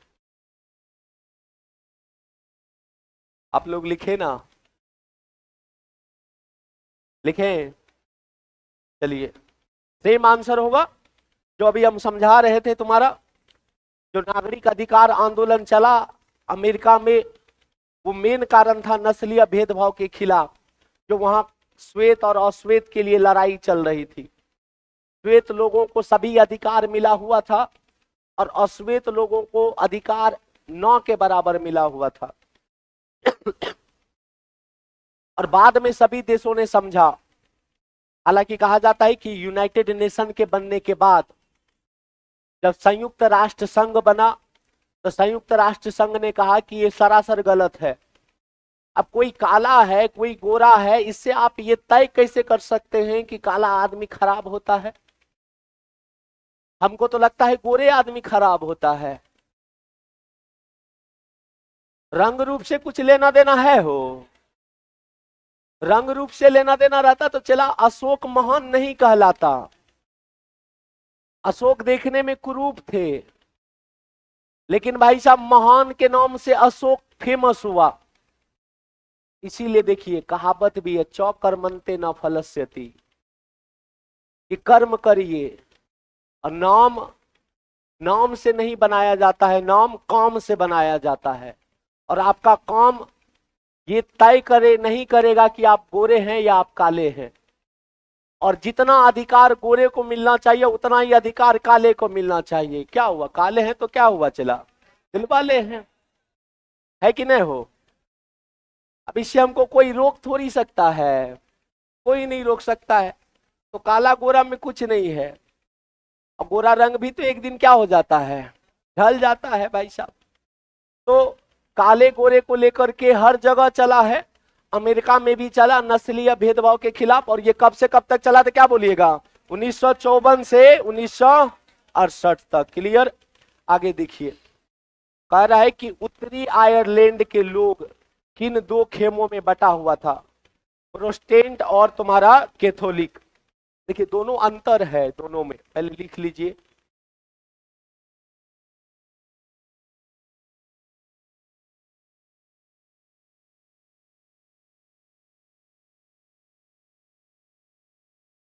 लिखे, मार्टिन लूथर का नाम सुने हैं? मार्टिन लूथर का, मार्टिन लूथर जो थे वो प्रोटेस्टेंट थे। अच्छा, ईसाई धर्म में ये 2 अलग अलग वर्ग होता है। जिस प्रकार मुस्लिम धर्म में शिया और सुन्नी होता है ना, सेम उसी प्रकार यहां पे भी होता है। तो जब कोई चर्च जाते हैं तो चर्च का जो हेड होता है उसको पोप कहा जाता था। क्या कहा जाता था? पोप। उसको तुम्हारा पोप कहा जाता था। और कहा जाता है कि ये जो प्रोटेस्टेंट होते हैं पोप को नहीं मानते हैं। और मार्टिन लूथर भी यही, मार्टिन लूथर का जो धार्मिक आंदोलन चला था वो इसी के खिलाफ, यानी इसके खिलाफ चला था, कैथोलिक के खिलाफ, पोप के खिलाफ चला था। पोप कहने का मतलब जिस प्रकार मंदिर का हेड पुजारी होता है उसी प्रकार चर्च का भी हेड होता है जिसको पोप कहा जाता है। और पोप का कहना था कि बाइबल को पढ़ने का, बाइबल में क्या लिखा है उसको सुनाने का अधिकार जो है वो सिर्फ पोप को है और किसी को नहीं है। और ये सिर्फ एक धर्म में नहीं रहा, ये हर एक धर्म में रहा। हर एक धर्म का कुछ ना कुछ ठेकेदार हुए हैं। इतिहास जब पढ़िएगा तो सनातन धर्म में भी हुआ है, मुस्लिम धर्म में भी हुआ है, ईसाई धर्म में भी हुआ है, सभी धर्म में हुआ है। मार्टिन लूथर ने कहा कि भाई साहब हम क्यों माने आपका बात, सिर्फ आप ही को बाइबल पढ़ने का अधिकार क्यों है? जितने भी ईसाई धर्म को मानने वाले लोग हैं सभी को होना चाहिए बाइबल पढ़ने का अधिकार। और आप कहते हैं कि हम चर्च का पादरी हैं, चर्च का पोप है, सिर्फ हम ही पढ़ेंगे और कोई नहीं पढ़ेगा। हम कैसे माने कि आप जो पढ़ के बता रहे हैं वो सही बता रहे हैं? हो सकता है आप गलत बता रहे हो सकता है कि आपका जो धार्मिक बोलचाल है, जो आपका धार्मिक भाषा है वो हो सकता है गलत हो। हम कैसे मान ले कि आप सही बोल रहे हैं? हम नहीं मान सकते। मानेंगे तब जब बाइबल को पढ़ने का अधिकार हमको भी होगा और तमाम ईसाई धर्म के लोगों को पढ़ने का अधिकार होगा। तो कहा जाता है कि भाई साहब इस चीज से कैथोलिक लोग जो थे, ये जो कैथोलिक देख रहे हैं आप, इस चीज से बड़ा नाराज हुए मार्टिन लूथर से। और मार्टिन लूथर जो तुम्हारा इसका कहा जाता है प्रोटेस्टेंट का, जो कहा जाता है कि बहुत बड़े सुधारक बने वो। और प्रोटेस्टेंट लोग जो है वो तुम्हारा पोप को नहीं मानते हैं, पोप को उतना ज्यादा वैल्यू नहीं देते हैं। ये लोग कहते हैं कि पादरी है, ठीक है, चर्च को संभाल रहा है, लेकिन इसके द्वारा कहा गया हर बात हम मान ले, हमको नहीं शोभा देता है। हर पुजारी कह दे कि नहीं साहब हर चीज यहाँ पे है, ये है, तो हम नहीं मानेंगे। इसीलिए जब भक्ति धारा पढ़िएगा आप लोग, एक होता है सगुण भक्ति धारा, एक होता है निर्गुण भक्ति धारा। सगुण भक्ति धारा भी आत्मा या भगवान में आस्था रखता है, और निर्गुण भक्ति धारा भी रखता है, लेकिन दोनों में अंतर है। सगुण भक्ति धारा कहता है कि वो जो मूर्ति बनी हुई है, जिसकी पूजा हो रही है, हम मानते हैं कि उसमें भगवान का वास है और हमको आस्था है उसमें। जैसे विवेकानंद सगुण भक्ति धारा के लोग थे और कहे कि भाई साहब हम मानते हैं कि यहाँ पे भगवान है, हमको बिलीव है। लेकिन एगो भक्ति धारा कहता है कि हमको भगवान में वास है, भगवान में आस्था है, I believe in God, but I can't believe in this statue. यानी वो जो मेरे सामने मूर्ति खड़ी है, हम उसको नहीं मानते, हम नहीं कहते कि उसमें भगवान का वास है ही है। तो वो जो भक्ति धारा हुआ वो निर्गुण भक्ति धारा हुआ। और जो कहता है कि नहीं हमको आस्था में भी है, यानी भगवान में भी आस्था है और उस मूर्ति में भी आस्था है, उसको कहा जाता है सगुण भक्ति धारा। जैसे आप लोग दयानंद सरस्वती का नाम सुने हैं। दयानंद सरस्वती का नाम मूल शंकर था। और जब आप लोग 10th किए होंगे तो 10th का संस्कृत किताब पढ़े होंगे, और 10th के संस्कृत किताब में इसके बारे में चर्चा किया गया है। कहा जाता है कि भाई साहब जो शिवरात्रि का दिन था और जो तुम्हारा भगवान शिव का जो है वो जगरना किया जाता है, और दयानंद सरस्वती और उनके माँ बाप जो है वहीं पे बैठे हुए थे। तो कहा जाता है कि जब रात में सब सो गया तो एक चूहा आता है और जो भगवान के ऊपर लड्डू चढ़ाया गया था उसको खा रहा था। तो जब सुबह सुबह उठा और ये बच्चा यही सोच रहा था कि जिसको सब भगवान कह रहा है वो अपना खुद रक्षा नहीं कर पा रहे हैं। और बच्चा ने कहा कि एक बात बताइए हमको कि आप जो है इस मूर्ति को भगवान काहे कह रहे हैं। बोले साक्षात महादेव है। बोले माने महादेव है, लेकिन इनके ऊपर जो चढ़ाया हुआ प्रसाद था वो तो चूहा खा रहा था। और कहा जाता है कि बाद में वैष्णव विचारधारा के बहुत सारे लोग आए, बोले कि हम भगवान, हमको पता है कि होंगे भगवान होंगे, लेकिन इस मूर्ति में भगवान का वास है, हमको इस पे बिलीव नहीं है। तो यही होता है सगुण भक्ति धारा और निर्गुण भक्ति धारा। सेम बात मार्टिन लूथर ने भी कहा। मार्टिन लूथर ने कहा कि आपके द्वारा जो कहा गया बात है, आप जितना भी बात कह रहे हैं, हम इस बात को नहीं मानते हैं। हम जब तक बाइबल को नहीं पढ़ेंगे, हम जब तक उसको बढ़िया से नहीं समझेंगे, तब तक हम आपके बात को नहीं मानेंगे। और इसीलिए कहा जाता है कि यहाँ पे दो गो आपको वर्ग दिखाई देगा ईसाई धर्म में, एगो प्रोटेस्टेंट और दूसरा तुम्हारा कौन सा, कैथोलिक। इसको लिख लीजिए, इसमें लिख लीजिएगा Martin Luther. Martin Luther, Martin Luther. Protestant का जो है तुम्हारा वो मार्टिन लूथर।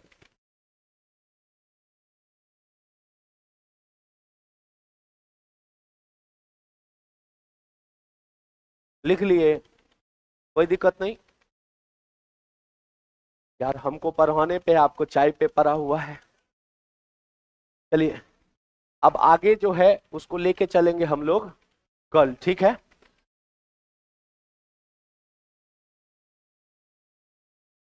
ऑनलाइन वाले मिलते हैं कल, तो समझ आया तो 5 दबा देना।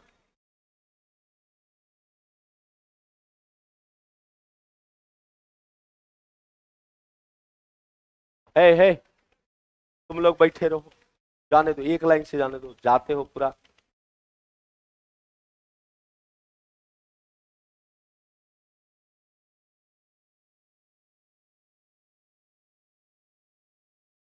अब लाइए उधर से।